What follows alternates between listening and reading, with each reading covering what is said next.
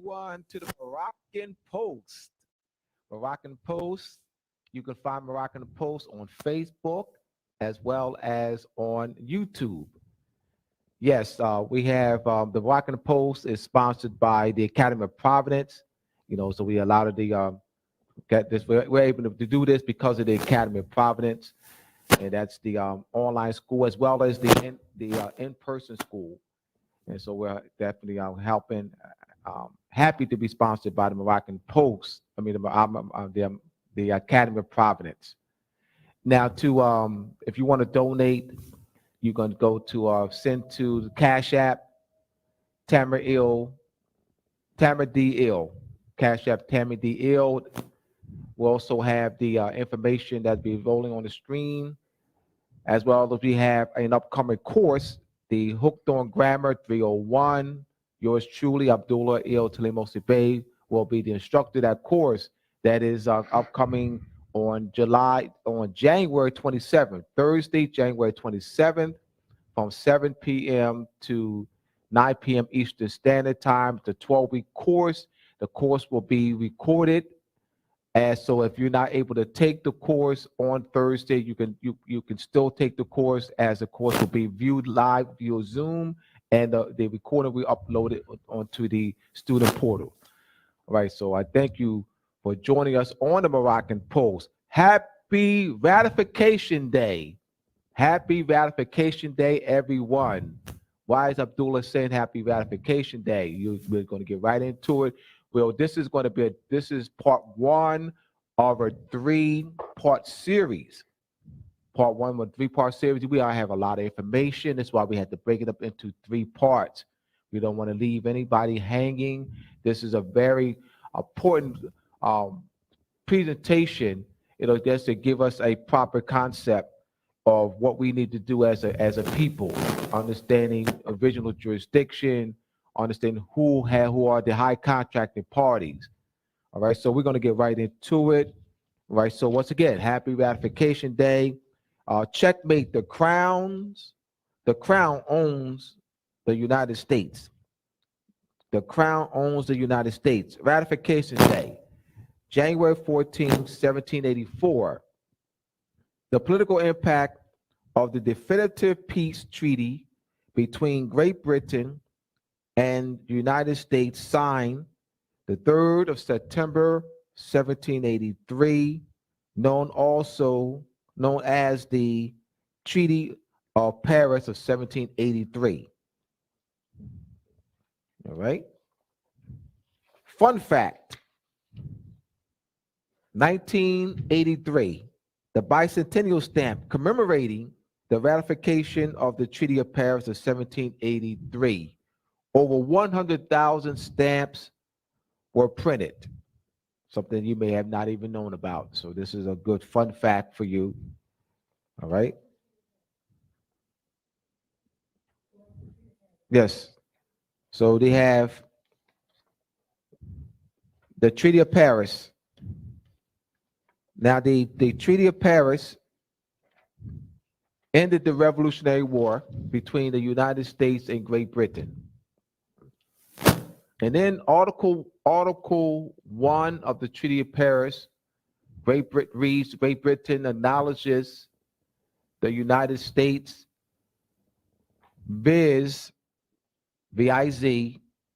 which means namely, and all 13 are named: New Jersey, Massachusetts, Plantation. You have the Rhode Island Plantation, South Carolina, North Carolina, Georgia, Maryland, Pennsylvania. Each of them are named individually. Acknowledges,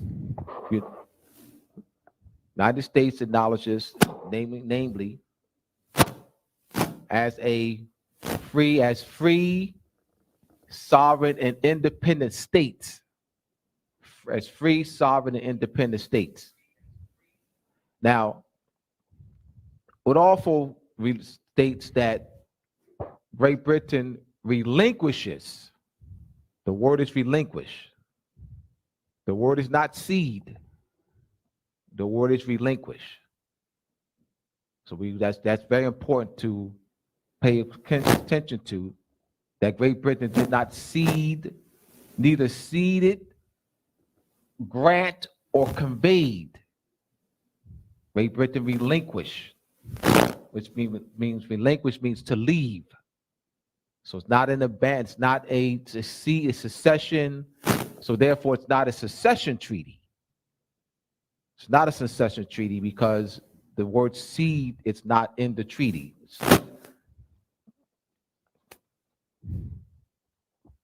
Shem, you want to add to that? Yes, the Crown relinquished the authority over that political organization, meaning that they was allowed to vote. They was allowed to vote. The judiciary, the Congress, the legislature, and the executive. So you had three branches of government under the old colony. They didn't have power to vote or decision making. So when they established the states, the political organization states, they allowed them to go in as a franchise to do business as a company. So now they was allowed to go in now and elect their board of directors, elect their governor of the state, and elect their judiciary. They hear the disputes. Also, this is all industry because they had to borrow money. So by being allowed to go back into the colony jurisdiction dominion, they was allowed the United States, the United States, right? The United States was allowed to take the people, to tax the people again, and tax their income and tax their estates, and take the money to pay back. So much of the portion they had to go back to the Lord Prosperators, and also the Lord Proprietors, and also to the freeholders and to the crown and the royal family. That money was to go back to pay the loan and also to pay for any use of the colony territory. Also, the Bar Association received a slice as the statutory bar of the pie. Because they remember now the investment power was in the Congress. And when you say invested, that's inherit. So how did Congress inherit that right? The author, the drafter of that instrument, which is the Esquire, was instructed by we the people, was the Lord Proprietors. The Lord Proprietors was the one that instructed them. When they draft the instrument, the crown and the Lord Proprietors was the one that instructed them. They put the inherent power in Congress. Now, why would they put the inherent power in Congress? Because always under the old common law, the esquires was always the one that did all the drafting for the king and the lords and the freeholders.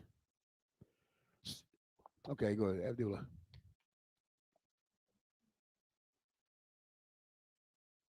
All right. The United States is not the successor of the British Crown. It has been in the United States schools on all grade levels that the United States defeated the English British Crown in the Revolutionary War, as a result, became the sovereign authority over all the 13 English British colonies in 1783. Note, the United States is the sufficient fiduciary guardian of the British Crown. So, in the schools, it's taught that the United States defeated Great Britain and that the 13 colonies became the states.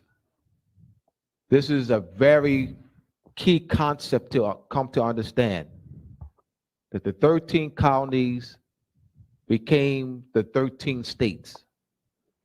So let's analyze that. Let's go into before we do that, we're going right to the fiduciary guardian of the United States is the fiduciary guardian of the British Crown. Yeah, you have your phone? Good. You have your phone with you? I want to read it. I want to. No, okay, you don't have your phone. Fiduciary. Fiduciary is the United States has been placed in a position of discharging the debts and collecting debts and discharging debts on behalf of the Crown. Meaning the new United States had an obligation, and it was stipulated that they have to pay back the Crown on a loan, and they have to pay back occupying the colony territory that was chartered to the Lords. Now, they had to collect the debt. They had to do the accounting. And how they did that was by, in the political jurisdiction of the United States, the companies, individual states companies. They was running industry. Now, they had to, by people running cattle, agriculture, fishing, and exchange, bartering, trading, and, trading, bartering, and exchange of the goods.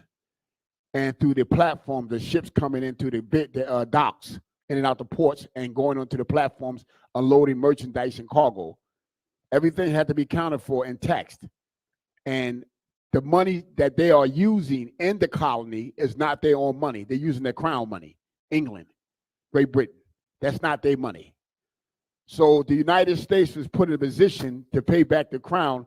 They have to collect tongues and taxes from the people on their income or on their trade or investment. So the United States is put now into a fiduciary relationship under legal ethics based on a treaty. They had a right to take the money, collect the money, and also they had a right to use the people as surety to pay back the debt, the loans. The people became the commodities, and in the political jurisdiction where the people did agriculture, where the people did fishing and trade, and the ships coming in and out of the ports, they was taxed. They had to pay fines, commissions on imports. Even on the very houses that they had to pay taxes on the erections and the occupying territory. So because the United States through Congress legislate the laws governing commerce and trade, that placed the United States in a fiduciary position because that was placed upon them through legal ethics to the treaty of 1783, the Versailles Treaty between Great Britain and the United States. Yes, I'd like for Tamara to read the IRS. And the reason why I use that, because that is the 1040 and the 1099, OID, the 1099, 1040. These are the things that's out that the United States use enforcing their fiduciary relationship with the Crown based on these tax filings. And the moment that you violate that, the IRS, a foreign accounting agency, goes to the Attorney General, Assistant Attorney General, and they take you to the federal court and they come against you and prosecute you. Okay, Tamara. Yes. So you understand the fiduciary relationship that's placed on the United States through legal and ethics. Thank you. Okay, define. Fiduciary is defined. A fiduciary is any person in a position of confidence acting on behalf of another person. Fiduciary assume the power, rights, and duties and privileges of the person or entity on whose behalf he or she is acting. Example of fiduciaries, including administrators, what we talked about downstairs, me and Tamara Abdullah, conservators, designation, executors, executives, guardians, receivers, trustees of a trust. Trustees in bankruptcy. Now, we're dealing with this. I'm going to explain this with trustees in bankruptcy. United States, under the 17 United States of the United States, the states, not the colonies. This is the rebels and the certain ranking British officers that rose up against the crown and used the planners to fight their war. That's what was going on. they had to flee the colony territory, and therefore they was taken in by the Lenape Moors and entered into a treaty of 1778 called the Delaware Treaty. In that treaty, the Delaware Moors grant them amnesty and asylum. Now, asylum means protection from your enemy and feed you. So they was protected from the enemies, fed, and taken care of. Amnesty means it became friendship. They gave them a right hand of fellowship, friendship. Now, that United States didn't have any money. They was being taken care of. In order to get back in good standing with the crown, they needed the lords that was receiving the original charter, that was over the original charter, the ones that rose up in British ranks with the subjects. They had to go back to the lords that had the charters and negotiate with the lords so the lords can go back to the crown and the privacy council and allow them to come in peace and friendship through a treaty, which the treaty of 1783. It started from the 1782 treaty with Great Britain, United States, when the United States borrowed laws, sums of money. They didn't have any money. They was broke. They couldn't run industry in the Lenape territory because under Articles of Confederacy, they didn't have the authority to go back into the colony territory. Now, what we have here is we getting a proper history lesson of what's going on here. The United States met with Great Britain in 1783 and entered into a peace treaty. Now, you don't have to enter a peace treaty if you want a war. You want to what? Surrender. There was never no surrender. They was not even in a place of winning the war. So they came through the lords and the other British ranking officers. They decided to allow them to come back and enter into a treaty, and they, under the authority of their lords and the crown, the esquires wrote the instrument. Now, the United States now needed money. They need finance. The crown lent them finance, Great Britain. That money had to be paid back in futures. This is the word future coming at. That means now the people, the planners, all their prosperity, they growing, their wealth, trading, borrowing, investments is all not theirs. They're only given a privilege and grant to use the colony territory as a franchise to do business, commerce, which is the company. United States borrowed the money and used the people as sureties to pay back the loans. Therefore, that placed the United States in a fiduciary position on the legal ethics of the treaty. Now, I'm going to go on. Yes, I'm going to go on. Personal representatives, you know you're familiar with this. Go into your probate statute or any county or township, you're going to see the word conservatorship. Designees, executor, guardian, receiver, trustee, in bankruptcy, personal representatives. Now you will see personal representative on the Social Security form they got. When one represent someone as an incapacitated person or special needy, they come in as a personal representative. Most of them are esquire attorneys. A person in possession of property of a deceased estate or debtor in possession of assets and a bankruptcy proceeding by order of a court. Now, the United States is always in bankruptcy with the crown. They never got out of it. They always have, as long as they operate in a colony as independent states, companies, industries, they always have to pay the crown, the lords, and the freeholders tribute for everything they've done. The very money system that they operate under is not theirs. It's for the crown. It's of the crown and the lords. So they don't have anything. Now, a person is an individual, trust, estate, partner, associated company, or corporation. Now we get to somewhere. Deceased estates. This is the part that I want to get to right here.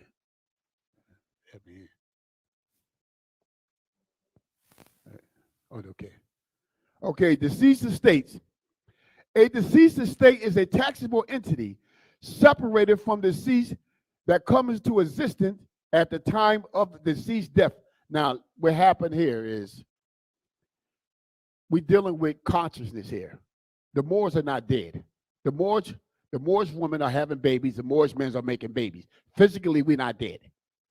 What happened is we're in a dead state of conscience, not knowing who we are, not possessing the land, not inheriting the education and the philosophies so we can hold our lands, so we can hand down to our descent, kinsmanship heirs, our inherit. So what happened is we are considered deceased consciously of political what? Status, political identity. We don't have a nationhood. We're not in conscious of nation and statehood to run civics, political, economics, industry. We're not in a position to know this, so we consider dead a deceased state, not physically, mentally, of what? Political running government. The entity that's created is under race, constructive language. When they call you a Negro, Mexican, Indian, black, colored, Afro-American. That is a state of decease, of conscience.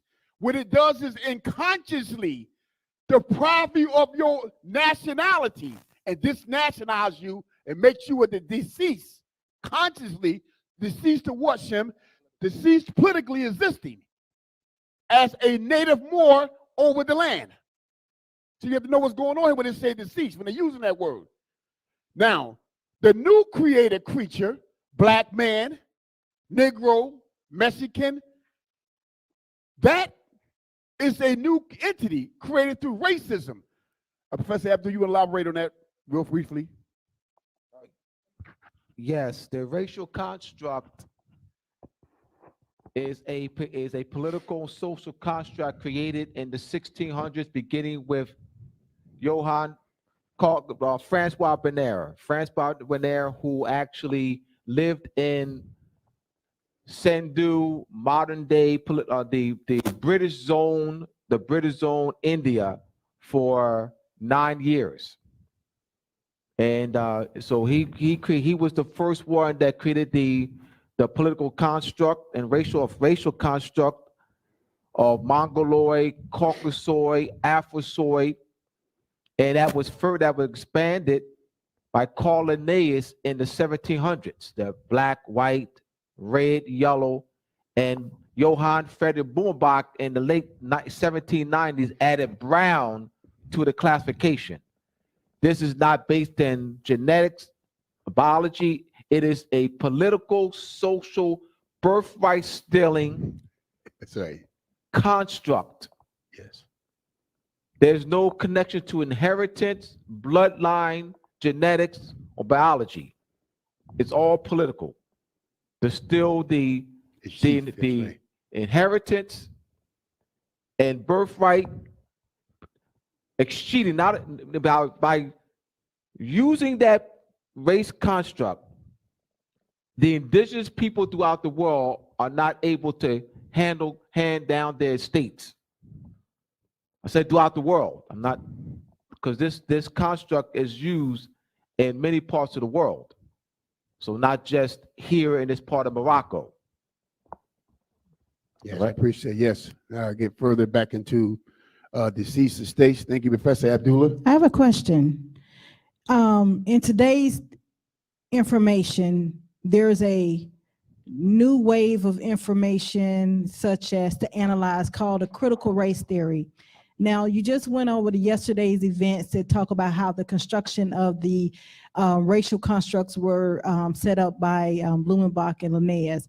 Now, how does that relate to today's information that's dealing with the critical race theory that's out in the society for them to analyze the critical race theory, and it appears to be an acceptance of the racial constructs? Could you go into that? Let me do this. This will hit it home.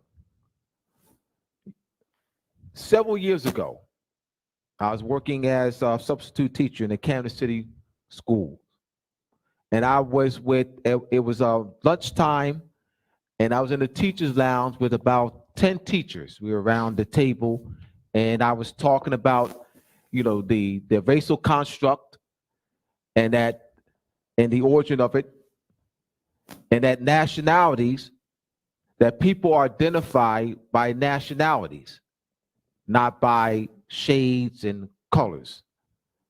You know, and one of the teachers blurted out and said, nationality is not the real world. So I said, well, yes, nationality is the real world. You have, as example, China, Chinese, Germany, German, France, French. It took me quite some time to understand why this teacher would say that nationality is not the real world. And it dawned on me back actually rather recently. I said, oh, I get it. All her life, she's been indoctrinated with the Francois Bernier, Carl Linnaeus, Johann Friedrich Blumenbach race paradigm. You know, when she went to school, you know, her mother had to check off black or Negro. And then when she had children, and so when she had children in the hospital, she checked off black. And then when she went to different jobs, and then as a teacher, she has to count for how many students she has, how many blacks, how many Hispanics, how many whites. So this is her paradigm. This is what she's seen. She doesn't see nationality on any forms. You only see the word nationality on immigration forms. Only immigration forms would you see the word nationality. Nationality of origin, nationality. You don't see nationality on any job applications, you know, that she see any forms that she had to do for the school, her schools. She doesn't see that. So I get it now. I got it. It took me some time on why she said nationality is not the real world. Because to her, the real world is race. Because that's what she sees. That's all she's seen on paperwork. She's judging the real world based on the job applications, hospital forms, you know, rolling her children into schools. That's all she sees. I get it now. So I use that to answer Tamara's question, because that's being applied today. That is the mindset of our people. Another teacher. Let me use, because this is hit home right here.